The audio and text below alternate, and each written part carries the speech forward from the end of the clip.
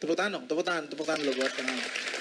Nggak, memang yang apa ya, aku bilangnya bahwa bukan sebetulnya negara yang dulu-dulu tidak memikirkan bagaimana industri musik itu harus bangkit. Penduduk kita ada 252,168,4 juta, ini besar. Bahwa ini juga harus turut serta apa yang dilakukan oleh pemerintah maupun DPR membutuhkan masukan sebetulnya. Kayak teman-teman bahwa memang tempatnya adalah DPR untuk bicara bahwa kok bajakan masih banyak, kok industri musik ini seperti ini dengan penduduk besar kita masih kalah dengan negara tetangga. Bagaimana kita harus bangkit? Pekerjaan ini tidak bisa diserahkan hanya kepada pemerintah, nggak bisa dikerjakan kepada hanya DPR, tapi harus gotong royong bersama-sama untuk bisa berjalan. Gue kalau ngeliat Mas Anang ngejawab gini, nanti kita mesti undang beliau khusus ngomongin ini dan benar-benar kita kupas abis. Kita kupas Mas Anang. Ini Mas Anang sebenarnya penyanyi sampai anggota dewan sih. Gitu. Nanti kita ada pertanyaan, cuman nggak nyampe situ. Oke. Malam ini topiknya kita sebenarnya agak beda. Keluarga. Malam ini tuh membahas tentang keluarga. Glenn ngotot, Tom undang dong Anang, Ashanti dan Aurel. Kenapa? Gue pengen belajar gimana membangun tangga yang baru. Bisa. Udah ada kan calonnya. Bisa gue cubit. Belum pasti.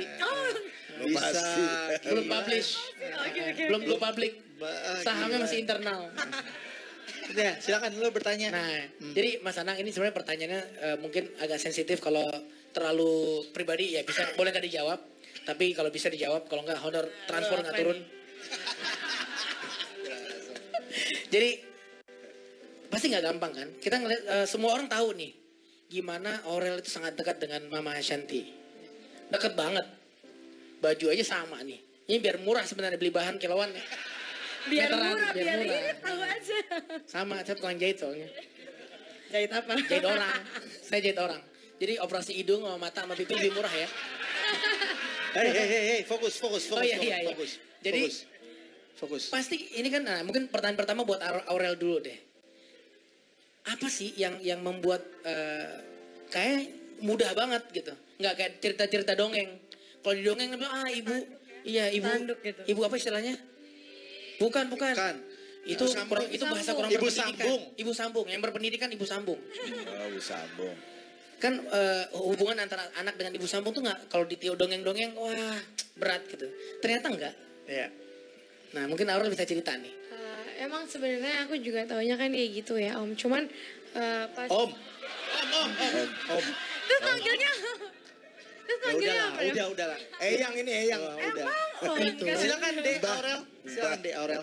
Iya, tapi kenyataannya enggak. Emang aku sama Bunda emang deket banget. Terus segala sesuatu emang cerita. Terus kita kalau pergi juga sering berdua. Dari semua emang sering kembar sih. Jadi emang enggak seperti yang kayak diceritain orang-orang gitu. Tuh, Glenn, oke Glenn, bisa. Tepuk tangan. Karena oke. Lo ada mau tanyain nggak San? Boleh tanya lu deh. Oke. Aurel ini kan setiap kali apa yang Aurel omongin di, let's say Aurel adalah nggak bisa dipungkiri bahwa Aurel ada anak dari seorang pesohor gitu, let's say maksudnya tokoh yang dikenal. Dan pada saat Aurel menyampaikan pendapat terutama di sosial media itu viralnya gila Aurel, banyak banget viral dari yang pro dan kontra. Menurut Aurel sosial media itu tempat yang tepat nggak sih untuk menyampaikan hal yang misalnya ya itu kan permasalahan yang sangat dekat pribadi gitu. Menurut Aurel gimana? Ya sebenarnya enggak sih, cuman kan itu hanya mencurahkan ya biasanya. Aku sih cuman biasanya kalau nulis kayak itu cuman curahin isi hati, terus kalau misalnya udah nanti tinggal di delete. Kadang-kadang nggak mikir terlalu jauh kadang-kadang ya. Iya, cuman kayak aku juga tadinya nggak tahu bakal kayak misalnya heboh atau gimana, karena emang orang aku nulisnya juga biasa aja sih menurut aku gitu. Itu tandanya Aurel tinggal di Indonesia karena semua orang pengen tahu apa yang Aurel buat. Iya. Aku sih yes. Kepo ya. Aku sih yes. Kalau Mama Ashanti ngeliatnya gimana? Mama ya. Mama. Tadi panggilnya Mama Ana. Iya. Dari nggak maksudnya dari jawaban Aurel demikian. Menurut Mama Ashanti bagaimana? Yang pertama apa yang media sosial? Yang media sosial. Oh yang media sosial. Iya awalnya sih mungkin memang kita juga ngelihatnya tergantung cara bahasanya dia sih, yang aku lihat memang apa yang dia tulis misalnya memang udah keterlaluan. Tapi kadang kayak misalnya kemarin Aurel nulis di Twitter ya, masalah sampah, dia iseng nulis apa Kak? Ini gimana sih Pak Ahok, ini sampah banyak banget di Jakarta. Itu tuh emang frontalnya dia secara apa namanya, spontannya dia untuk nulis, namanya anak-anak muda. Jadi sebelum berpikir nulis dulu gitu, atau imbasnya apa. Akhirnya kan dia dibully, padahal dia cuma sebelum mikir iseng nulis dulu. gitu. Sebelum nulis, dia nggak mikir dulu, nulis dulu. Ya benar kan? Jadi maksudnya kalau anak-anak emang seumur dia lebih mencurahkan, mungkin kadang ada yang nggak bisa diutarakan ke orangnya langsung, jadi mungkin dengan media sosial dia ngerasa lebih apa Kak? Nah ini dia yang ngerti lah itu arti lebih gimananya. Nah ini tadi yang kita bahas lagi bahwa ini kan orang Indonesia, maksudnya kalau misalnya kadang-kadang saya nggak mengeneralisir semua, tapi ya namanya kehidupan personal seorang pesohor itu kayaknya semua orang pengen tahu gitu. Maksudnya pengen tahu. Kadang-kadang juga jadi pengen kesel banget kok nggak udah punya ruang personal privacy lagi. Dan ini mungkin jadi pertanyaan banyak orang juga yang akhirnya bagaimana sih bisa deket dengan dua anak Mas Anang yang memang bukan anak kandung dari Ashanti sendiri. Itu biar kita jelas, maksudnya orang-orang yang kepo, yang di luar sana yang pengen tahu, sebenarnya ya Ashanti juga manusia biasa juga gitu dalam yang menghadapi ini semua. Itu gimana? Sebenarnya aku rada berat dengan orang, karena sekarang kan image aku adalah orang yang kayaknya baik hati banget, bisa membuat anak-anak dua ini jatuh cinta sama aku, kayak malaikat gitu. Itu berat banget buat aku, padahal aku manusia yang kekurangannya pasti banyak banget gitu. Tapi saya tahu itu. Tapi maksudnya bukan aku yang luar biasa, tapi aku alhamdulillah menemukan kedua anak ini yang welcome banget, dan mereka yang membuat aku bahkan akhirnya mau menikahi Mas Anang. Salah satu faktornya selain Mas Anangnya, tapi mereka juga yang akhirnya membuat aku banyak yang ngomong, aduh Shan duda anak dua loh gini-gini, udah nakut-nakutin gitu. Tapi ternyata mereka berdua yang malah membuat aku sangat mencintai mereka di awal. Akhirnya aku cinta banget sama anak-anak ini, dan aku cinta sama bapaknya juga. Jadi akhirnya ya udah deh nikah gitu. Tapi alasan pertamanya cinta anak. Enggak, cinta bapaknya. Habis itu kan cinta anak-anaknya. Kalau anak-anaknya nggak cinta kan mau kawin susah juga. Harus paket itu Mas. Paket. Nah, ini sekarang ke Mas Anang. Kalau gue jadi pertanyaannya, Mas Anang menyikapinya gimana tuh Mas Anang? Maksudnya Mas Anang kan juga anggota dewan gitu. Terus ada pembicaraan di publik yang nggak berhubungan dengan tugas Mas Anang. Mas Anang lihatnya seperti apa? Ya inilah aku bilang tadi bahwa realita tinggal di Indonesia kah? Bukan. Allah memberikan keluargaku, kebetulan akunya memang public figure, Ashanti public figure, anakku sekarang public figure. Ini kan pemberian yang tidak juga buat semua orang. Artinya adalah bahwa apapun yang dibangun, yang sekarang ataupun diucapkan akan menjadi orang kepingin tahu atau menyikapi ataupun suka nggak suka. Aku bilang sama Aurel maupun Ashanti maupun semua, Azriel juga punya, yang lagi Arsi punya, bahwa kalian udah seperti ini ya tanggapin aja, wajar aja. Karena kalau tidak, kamu jadi tidak mewajarkan diri kamu hidup. Karena kamu diberi seperti ini ya terima aja. Ya diterima. Artinya ya inilah kamu akan nulis apa aja akan ditanggapin seperti itu. Gak perlu marah. Gak perlu juga overacting menghadapi itu.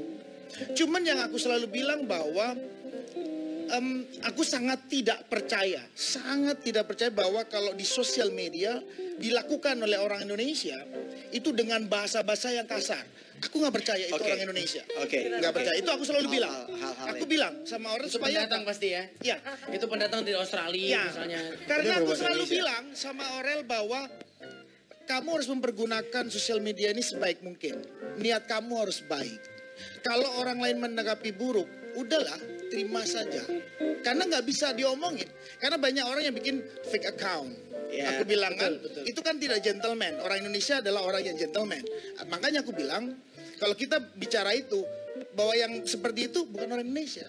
Jadi dia supaya bisa memanfaatkan sosial media dengan cara yang positif dan baik. Dengan baik, dengan cerdas gitu untuk menyikapinya. Karena aku lihat kayak Glenn maupun Tompi maupun ini Sandi namanya. Sandi di setiap memberikan di sosial media aku suka lihat kan sangat positif kan masukan-masukan itu kan kadang aku jadi ngerti oh iya Glenn ngomong begini oh iya benar ya. Berarti Mas Anang pasti follow Farhad Abbas ya?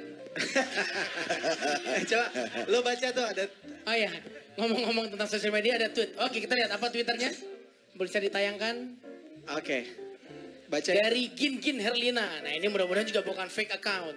Iya. Apa nih? Bisa diperbesar lagi nggak tuh? Ada Aurel. Cantiknya beneran oplas nggak sih? Coba dicek. Coba dicek deh. Saya dari jarak jauh. Benar dong. Ini saya kasih tahu sekarang. Banyak pasien saya datang, dok, Aurel tuh pasiennya dokter ya? Semua saya jawab iya, biar jadi operasi. Dasar lu. Nggak, tapi malam ini saya klarifikasi. Setelah saya lihat, dari tadi saya ngeliatin aja. Nih, satu-satunya yang operasi di mukanya cuma satu. Rambutnya doang. Diwarnain, yang lain bukan. Itu bukan dioperasi dong. Operasi salon. Oh iya, Salon. maksudnya di salon, Diputihin, ya, gitu, di bleaching sedikit. Di bleaching sedikit. Mungkin kalau masalah rambut salon, Sandi lebih ngerti ya. Nggak, dia jadi Jangan gitu dong. Kok gue sih jadinya? Apa tuh, ini Bre? kan memuaskan ya. Yang ngomong kan pakarnya. Iya, Kan iya. selama ini Aurel ngomong, ibunya juga ngomong di mana-mana nggak ada yang percaya. Apalagi Pokoknya aku ini yang saya ngomong. pertegas ya, bukan Mas nanti transfer ya. Hes.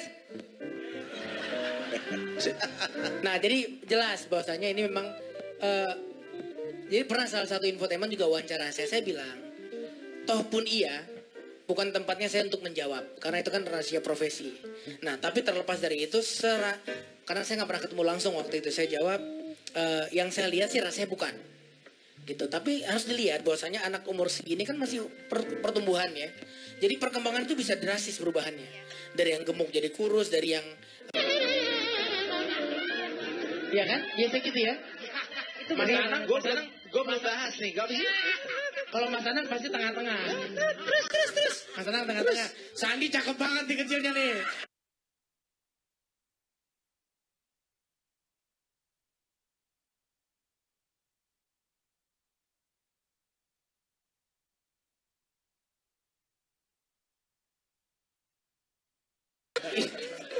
Coba, yang nggak bisa lo buat. Oke, saya pamit dulu Yang dulu nggak ya. bisa lo buat. Gila, Itu mau tadi. main-main kayak begituan. Itu ada ilmunya, Glenn. Jadi nggak sembarangan. Iya, 11 memang. tahun sekolahnya. Iya, makanya lu nggak tinggi-tinggi. Itu makanya 11 tahun. Oke, kita mau challenge Aurel. Katanya Aurel mau kasih sebuah lagu buat Pipi dan Bunda. Katanya. Boleh nggak Aurel? Boleh tapi refnya aja. Oke, refnya kasih ya biar. Makin aku cinta, cermin sikapmu yang mampu meredam rasa keakuanku, memahami cinta. Makin aku cinta, cermin sikapmu yang mampu meredam rasa keakuanku, mengerti, memahami cinta. Oke. Keren ya. Kita bikin. Lo lihat nggak tadi? Waktu Aurel lagi nyanyi begini, Mas Anang begini nih. Memori. Enak aja. Memori. Ini sering banget aku nyanyiin sama Mas Soalnya tadi Anang dia gini nih. berdua. Mukanya bukan begini doang gini. Enggak, dia takut fales. Jangan deket-deket. Yang anak Deket-deket itu. dong. Gue kalau pokoknya posisinya begini dia. Iya, ya kan? Udah gitu tangannya ngeremes-remes tangan sendiri. Dia takut anaknya fales. Iya, Kan iya. kalau Aurel udah nyanyi tuh Tapi dia malu. Bre, gue confirm kalau gue disuruh, gue bilang kalau setelah dengar Aurel nyanyi, gue mau produser karena Kang Anang nggak boleh lagi, produser nggak Aku boleh. kepingin dipegang. Aku sih yes. Oke, Glenn bener Glenn serius. Setelah ini kita akan ada bakal